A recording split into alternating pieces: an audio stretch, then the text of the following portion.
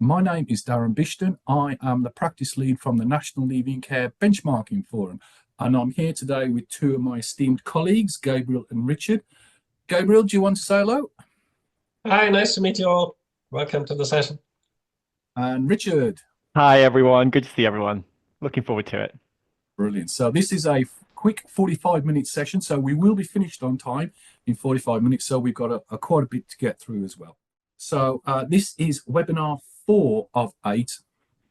Gabriel and my colleague Janet did some work a couple of years ago with 10 local authorities and 4 third-party agents who were really interested in this concept of love in the care profession. And we really wanted to actually have an opportunity to share that with local authorities that thought how they're going to do it, and with third-party charity organisations as well. So we ran this programme for over a year, and we've collected a whole range of really interesting and useful resources, and actually going to identify some of those key issues that are about how do we actually use love, the word love, and how do we show that in the care system.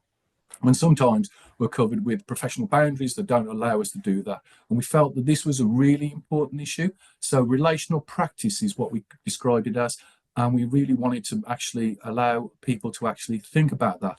We've run those sessions, and now we're running 8 sort of short practice sessions to a whole range of people like yourselves. And we're hugely grateful for you coming here today as well.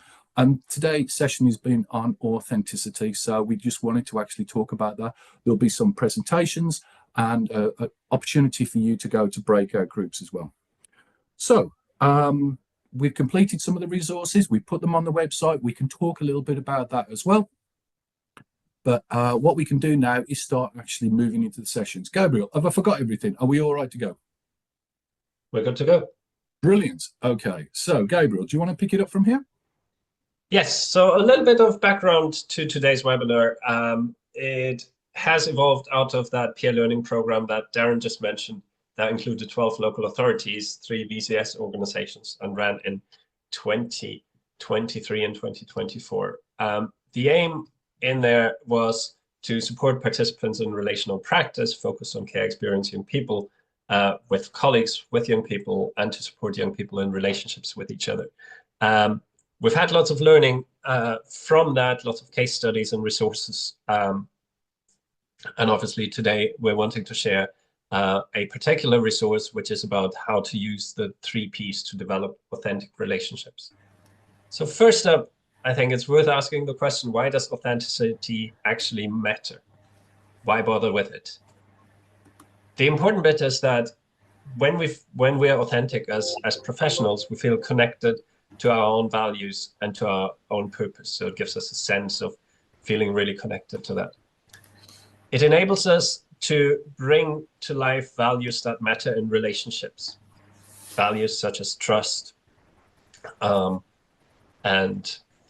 other relational matters, other values that we want to role model. So it ensures that our relationships in practice are humanizing rather than being transactional, that we show up as real human beings and engage as real human beings.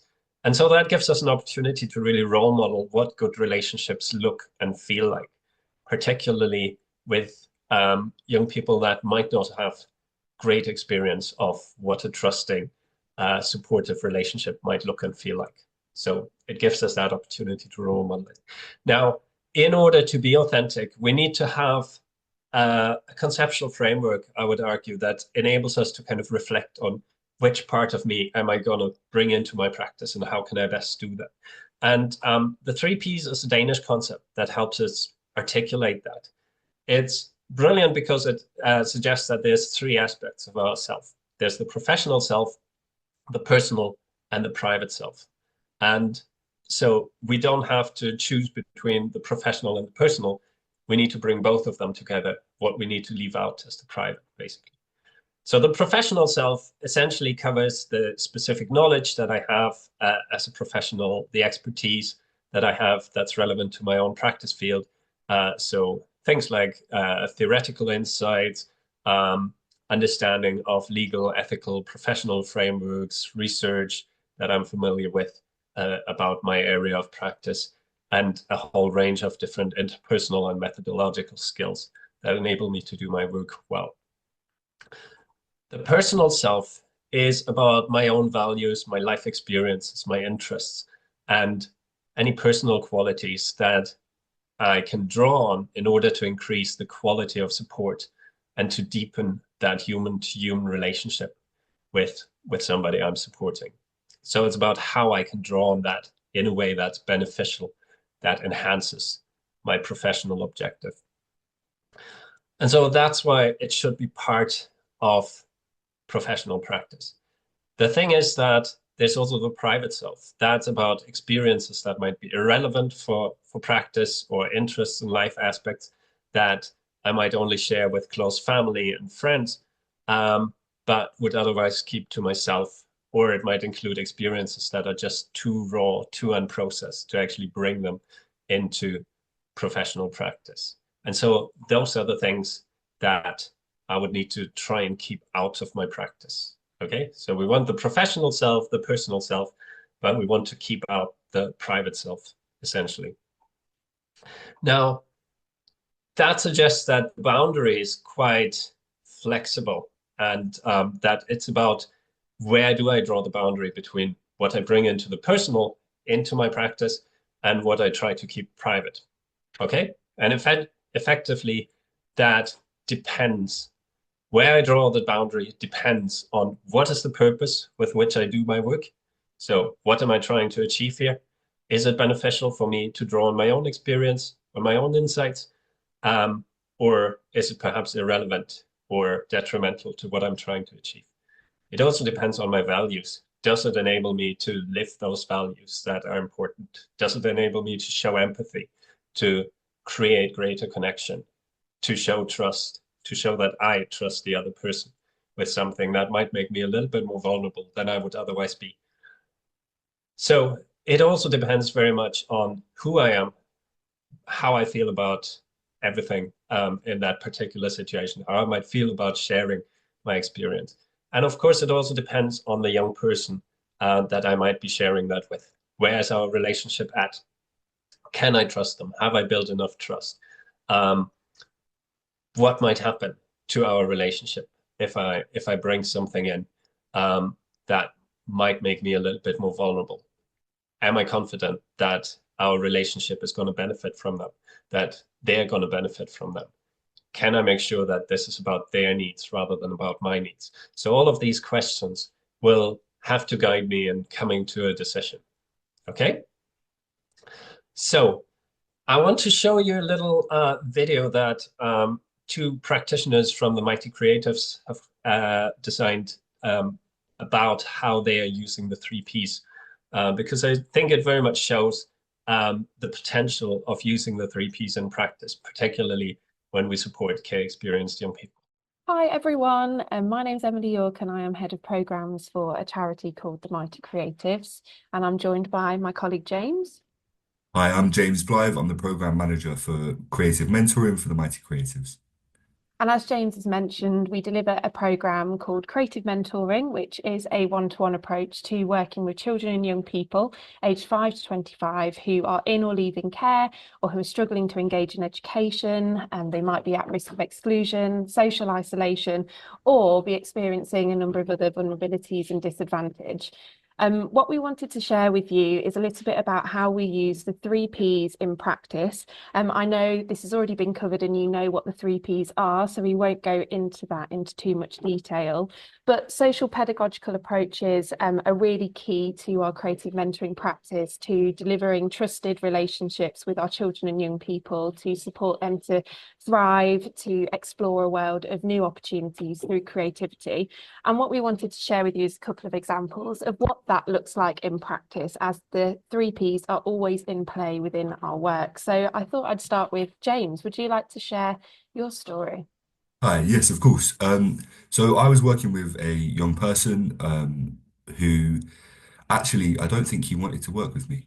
We've been working together for a few weeks, and each time, yes, he'd come into the room, and I was taking that as a little win. But those sessions could be quite long and awkward. But about 3 weeks in, it was quite warm in the room, and I took off my jumper.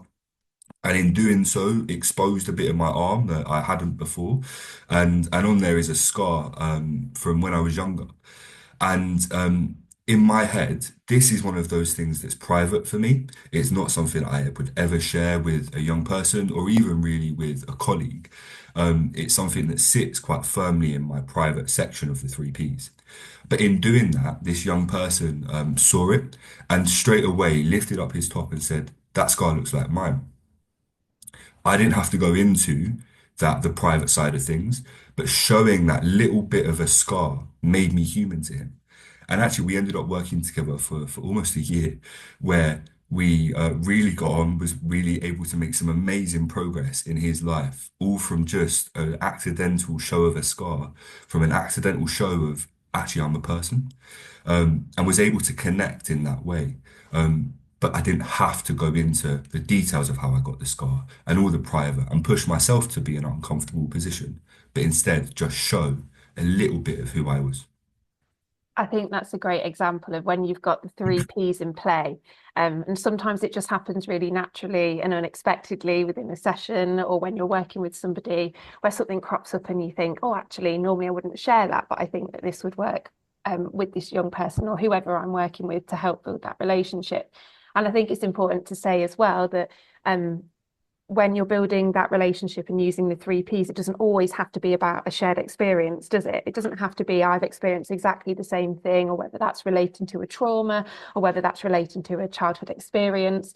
And I think my example of when I've used that is that I was working with a young man. He was a separated child from overseas, and he was from Afghanistan. And on his way to living in this country, he spent a lot of time in a refugee camp in Greece, where he used to talk really fondly about I guess they were stray dogs that used to be around, and how he missed those because he didn't have one here. He wasn't allowed one here in his supported living. And so what I would do throughout my sessions is just share little stories of my family dog, Penny, and I would share some photos as well. And then we were working together during COVID, and when COVID hit, what we decided to do was, well, we met on a lot of walks, and I thought, what a perfect opportunity to bring Penny along. And so we had a lovely session where he was able to play with the dog, and we were able to build that relationship. I was showing him a little bit of my personal life. He was recognizing me as being more than my lanyard or more than my job, and we were able to play and be really playful and use that dog walk as, in a way, the third space, not to bring in another concept there, but showing a little bit of my personal side. And I think it's important to say that we wouldn't do these things with every child. I would never involve the Penny, the little Jack Russell, in every session with a young person, because that might not be right. And it's about thinking about what's right. And like James, you said, having those three Ps in play. For example, lots of our mentors do involve their dogs within sessions, but what they might be doing is sharing a little bit of their own artwork within the session, or sharing a photo of something that they did when they were younger. Or it might be that as a mentor, you've really liked going to this place, this museum, and you've got lots of stories there. And then you take the young person there and you're showing them a little bit about what you enjoy.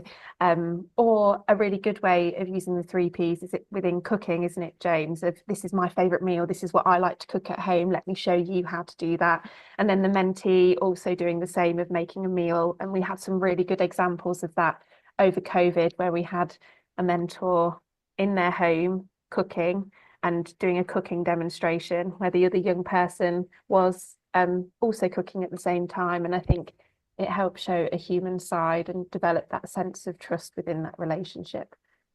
Do you have anything else you want to say, James, on the three Ps? I think just pulling together a couple of things you said. I think right at the start you said about exploration, and I think creative mentoring and social pedagogy is about encouraging exploration in a world that doesn't encourage exploration. And I think the three Ps allows us to explore who we are and to support our young people to explore who they are.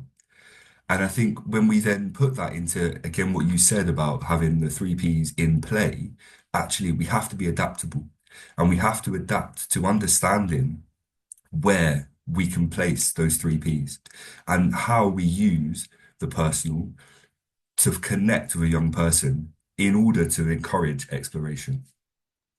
And I think an important part of that exploration is managing boundaries as well, because we've shared a couple of examples of when the personal is really good to bring that to a space. But using my same example, that young man who I was working with then moved on into a supported living unit that was on the same road as mine. And so therefore, I had to be really careful on balancing those three Ps of him not knowing that I also live there, because that's my private. That's not what I'm willing to share with a young person. And really, within the boundaries of my role, I should not ever be sharing that information with a young person. So I think that's a good summary of how we've used the three Ps in practice, some examples, and I hope that's been really helpful. Thank you for inviting us to share our stories. Yeah, thank you. Great. So we will share that video with you as part of all the resources that are already on the website. The link is in the chat. Richard put it there a little while ago, so you can read up a little bit more on that. And hopefully the three Ps gives you a framework to kind of explore any boundary decisions that you might need to make in your own practice in order to be able to bring in the personal, but to do it in a way that feels both authentic as well as kind of contained, because we want to make sure that when we show up in ways that are authentic, that doesn't mean that we have to bear everything open, that it's reflective of where the relationship is at with the person. And I think, as James was saying there, very often, you know, we'll be surprised by how respectful other people are of our decision to keep some things private. So they might notice by accident that he has a scar, but actually they won't just automatically, therefore, just prompt him to go on and on and on about that. It's just that bit about it creates that connection. It creates that meaningful, authentic relationship between two human beings. And I think we need to really keep that in mind. So with that said, I'll hand you over to Darren to introduce the discussion. Thanks, Gabriel. Yeah, we're going to break our groups in a few minutes. But I just wanted to sort of say that in my experience of working with young people, it is the relationship that makes the difference. And to be able to establish an authentic, honest relationship with a young person is so important when we're hopefully supporting them and being able to communicate effectively with them and actually, you know, develop that sort of change if change is what's required. So this is such an important issue. And obviously what we don't want to do is overshare as well, because that can be a bit tricky as well for us, could be dangerous. And we are setting sort of value systems as well. So it's a really difficult subject, which is why we wanted to bring it to you today, because we felt that it was something that would be really helpful maybe to just have that discussion and that debate about as well. So in order to do that, we're going to go to breakout groups now. So we're going to go into groups of about 3 or 4, probably for around about 13 minutes. So it's not a long time. You see, we've got some questions here. So have you had an experience where you've shared something personal and helped make a connection with someone, a young person or a work colleague? And then is there an opportunity to see the 3 Ps in your work now to be your authentic self? So maybe just in that small group, have a think about and have a discussion in your groups just about those 2 key issues. Gabriel, I think we can put them in the chat in the groups as well. Richard, can we do that? We can absolutely do that. Yeah, I will do that once we've sent everyone to their breakout rooms for Brilliant. sure. So you don't need to write that down. They're the sort of questions and you can see them in the chat. So, Richard, are we okay to go into groups? Yeah, I've got it ready. As ever at this point, there's a couple of people who disappear off, which is absolutely fine. So if you're leaving us now, thank you very much for coming, and that's brilliant. And if you're staying, I'm going to ping you into a breakout room now. If there's a problem, I'll be here in the middle to help people find their way. So have a great 13 minutes, and we'll see you soon. We are going to do a very small kind of share of some of the things that were spoken about. And in order to do that, what I'd like is if you're willing to just share a couple of sentences about your room, just put yes in the chat. So I'm not going to pick on people, but if you just are happy to share a couple of sentences about what you talked about, what was interesting, just put yes in the chat and I'll come around to a couple of people to do that. So I will give everyone a minute to decide whether or not they are willing to share what they were talking about. We had an excellent conversation in our breakout room, so hopefully you did in yours. So yeah, just put yes in the chat if you're willing to share. Okay, a couple of yeses coming through. Chloe, you're willing to share about your room, so I'm going to come to you, and if you just tell us like 2 or 3 things that really stood out for you in the conversation. Thank you. It was a really interesting conversation, actually. I guess one thing that came through was people gave examples of where they'd drawn on the personal in a way that did support positive relationship building with young people. There was also the recognition that you can support those positive relationships by acknowledging and validating and playing back when young people do that too, when they draw on their personal. So that was really important to kind of note. And I guess the last point, without going into kind of detail, was there are some challenges and like barriers. So it's almost like what's at the fringes of this, and what might get in the way also sometimes of drawing on the personal in a meaningful, impactful way. And that's kind of, there might be contextual factors in society or within an organization in which you do your work that in some way get in the way of or make it less safe to share some of those personal things that would support relationship building. So we've just acknowledged that. Yeah, absolutely. I think one of the really interesting exercises in the resources is maybe thinking about doing this as a team in your kind of organization to really actually try and out some of those barriers that happen within our organizations. Although, as you said, Chloe, like some of those societal ones are much more challenging. We can't necessarily always address them as easily. Paul, you've also said yes, so I'm going to fly over to you to share a couple of things from your conversation. Thanks, Rich. Yeah, I've just named them really as themes or topics without going too much in them.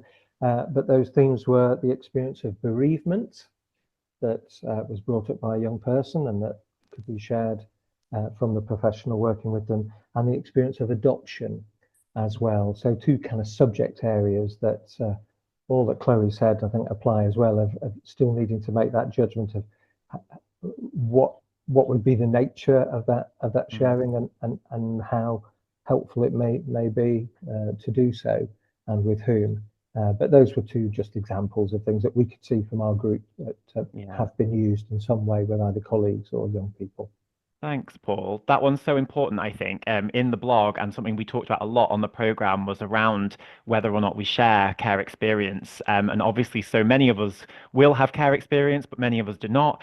And it can be something that can be incredibly powerful to share, but also it's something that can also be incredibly personal and something you can't put back in the box necessarily after you've shared it. So something to really think through with teams, I think, in quite a lot of detail, because it is such an important one. Heather, you're my final yes, so I'm going to come to you for the last bit of input, if that's okay. Yeah, thanks very much. We had a lovely conversation, and all of us contributing, describing experiences where we, the decision to share evolved. So depending upon, I think, our personal comfort level or private comfort, but moving things, as James had explained, from the private into the personal, we needed to be ready. And also the relationship needed to be ready. And I think also our maturity and practice needed to be ready. So we commented on sort of the evolution of that. And we also had some really interesting conversations about how the sharing became a shared experience. So we gave and received. So the opportunity to share became an exploration together. Not just this is how it was for me. There, I've shared that assumption. It's the same for you, right? But rather, how is it for you? And how is it now for you? And does it change through the day? So the opportunity to actually explore together and making the sharing very active rather than a one-way delivery that I think we all had experienced that in the relationships as well. Absolutely. I think it's such a reciprocal thing, isn't it? You kind of can't, once the sharing has begun, it always leads on to things and conversations that can be really powerful. I also, your first point reminded me of my very early days. I won't give details, but I remember a specific instance when something personal, a bit like what James was talking about, was dragged out. And I was really shocked by it and I wasn't ready for it. And actually, as we mature and grow, we get better at that, don't we? And we're much able to kind of roll with it and be like, okay, so that wasn't something I was planning on sharing, but it's happened now. How do I boundary that? How do I keep myself safe? So yes, thank you, Heather. It sounds like there were great conversations going on. We are determined in these sessions to always finish on time because we know how valuable all of your time is, and we also hope that you know, can get a good lunch break or something like that, enough time to wolf down a sandwich at least. For the last 2 minutes, I'd really like you on your own to just have a think about an action that you want to take as a result of today's session. I really encourage you to make it very specific. Maybe you email yourself about it or a colleague about it. You might create a calendar diary to, you know, a calendar entry to say, I'm going to do this by next week.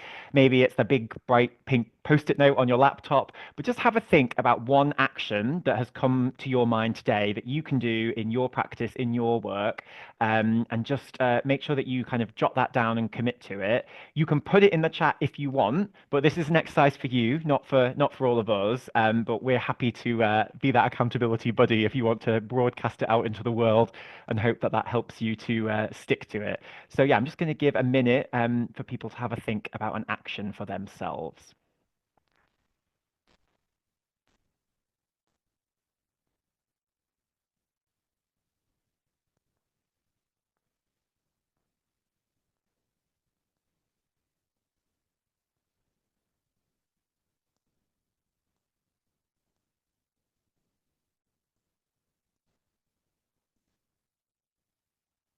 A lovely action from Chloe. Always a good one to bring to a team meeting, I think.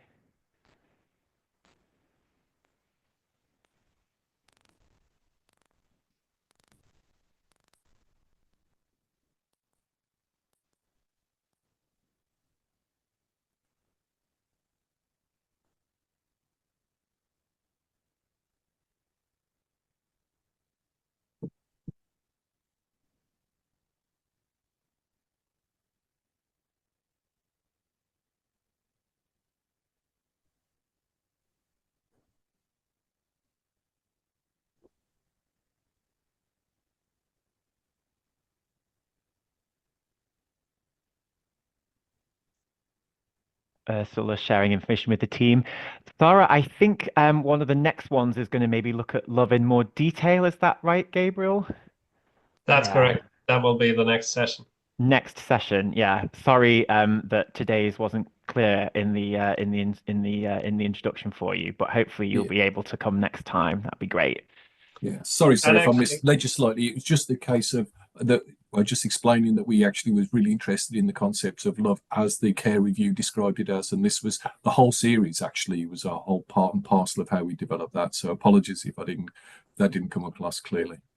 and actually, the three Ps will be incredibly relevant when we have the conversation about how to show and bring love into professional practice, because we will need to draw on the three Ps in terms of how does that link to what I'm doing as a professional? How does it enable me to bring in my own personal emotions and my personal understanding of what love looks like and feels like? And also, how do I make sure that this isn't about me, my need to be loved, but actually supports the young person to get a more enriched understanding of love, for instance. So I hope that lots of you will be able to join us again next time after Christmas in the new year. We've got another 3 webinars next year on this 22nd of January. We will be talking about love and professional practice and explore that a bit more. On the 11th of February, we'll look at understanding impact and how different research methods can help us understand the relational impact of our practice. And on the 19th of March, we will look at a whole range of different toolkits on relational practice that we have found as part of this program. So please do join us then. The link for booking that is in the chat, and we will also send that out in the email. And until then, we wish you an enjoyable festive period hope you'll stay well and have a happy 2025. Thanks for joining. Thanks, everyone. Thanks, you. everybody.